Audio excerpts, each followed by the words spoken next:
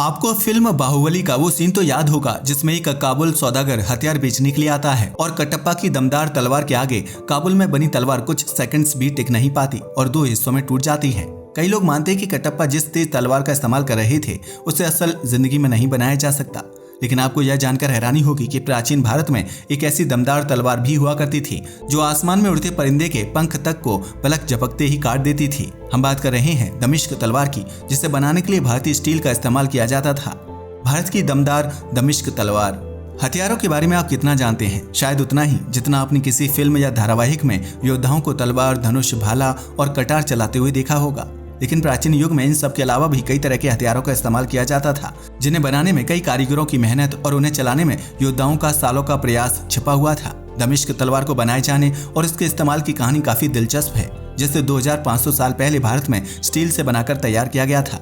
वर्तमान समय में दमिश्क एक शहर है जो सीरिया की राजधानी भी है, लेकिन इस तलवार को दमिश्क में नहीं बनाया जाता था। हालांकि यूरोपीय योद्धाओं ने पहली बार इस तलवार को दमिश्क में देखा था और इसलिए उन लोगों ने इसे दमिश्क तलवार कहना शुरू कर दिया था। दरअसल 12वीं शताब्दी के दौरान मुस्लिम, ईसाई और यहूदी धर्म के लोग जेरूसलम शहर को लेकर आपस में लड़ रहे थे, क्योंकि इन तीनों ही धर्मों के लोगों का मानना है कि जेरूसलम उनका पवित्र स्थान है।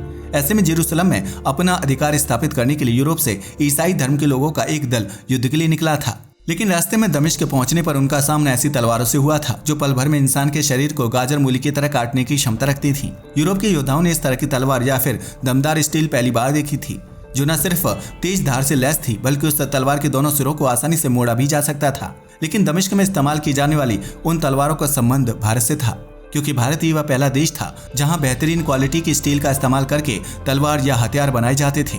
दमिश्क तलवार की स्टील साउथ इंडिया के चेर राजवंश में तैयार की जाती थी, जिसे फारसी लोग सीरस स्टील बोलते थे, और दमिश्क में भी इन तलवारों को सीरस ही कहा जाता था। ऐसे में जब यूरोपीय लोगों को इस खास स्टील और तलवार की जानकारी मिली तो पूरी दुनिया में सीरस स्टील की मांग तेजी से बढ़ने लगी थी। लेकिन क्या आप जानते कि दमिश्क तलवार की खासियत क्या थी और वह इतनी तेजी से कैसे काम करती थी? दरअसल भारत में प्राचीन दौर से ही स्टील या लोहे का बेजोड़ तरीके से इस्तेमाल किया जाता था, जिसकी वजह से कई प्राचीन इमारतों और धार्मिक स्थलों में मौजूद स्टील और लोहे की चीजों में सैकड़ों साल बाद भी जंग नहीं लगा है। ऐसे में दमिश्क तलवार को बनाते समय इस बात का ध्यान रखा जाता था कि तलवार को जंग लगने से बचाया जाए ताकि उसकी धार खराब ना हो। इसके लिए सीरस स्टील में 1 से 1.5% कार्बन मिलाया जाता था, जिसके बाद स्टील को बड़े बड़े औजारों की मदद से पीट कर तलवार का आकार दिया जाता था और फिर तलवार को मजबूती प्रदान करने के लिए उसे आग में पकाया जाता था।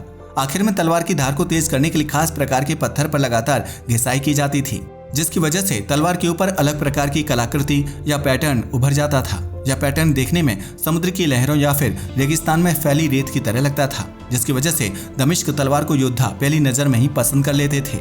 माना जाता है कि भारतीय स्टील की बेहतरीन क्वालिटी की वजह से ही दुनिया भर में घातक हथियार बनाए जाते थे, जो सालों साल तक बिना किसी नुकसान के काम करते थे। इतना ही नहीं, कई इतिहासकारों ने अपनी किताब में भारतीय स्टील और उससे बने हथियारों की तारीफ की है, जबकि इतिहास के पन्नों में यह जिक्र मिलता है कि जब सिकंदर भारत से वापस अपने देश लौटा था तो वह अपने साथ लगभग 3 टन स्टील लेकर गया था। जाहिर है कि सिकंदर के योद्धाओं ने उस स्टील का इस्तेमाल हथियार बनाने के लिए किया होगा, जबकि उस वक्त भारतीय स्टील निर्माता और हथियार बनाने वाले कारीगरों की मांग पूरी दुनिया में होती थी।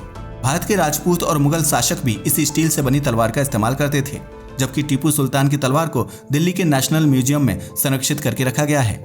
दमिश्क तलवार भारत की उस प्राचीन सभ्यता और कारीगरी को दर्शाती है जिसे अंग्रेजों ने दबाने की काफी कोशिश की थी। अंग्रेजों के भारत आने के बाद ब्रिटिश साम्राज्य में स्टील का खूब इस्तेमाल किया गया था, जबकि मिस्र और ग्रीस जैसे देशों में भेजा जाता था और वहां इस भारतीय स्टील का इस्तेमाल करके हथियार व प्राचीन स्तंभ बनाए जाते थे और दीवारों पर चित्र उकेरने में भी दमिश्क स्टील काफी मददगार साबित होती थी।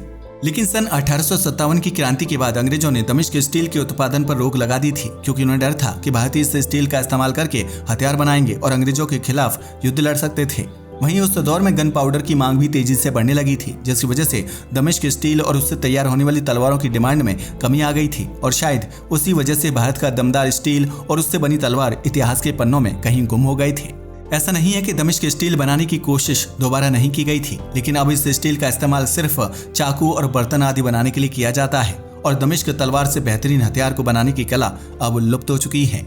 आज के लिए बस इतना ही। वीडियो पसंद आया हो तो इसे लाइक और शेयर करें। धन्यवाद।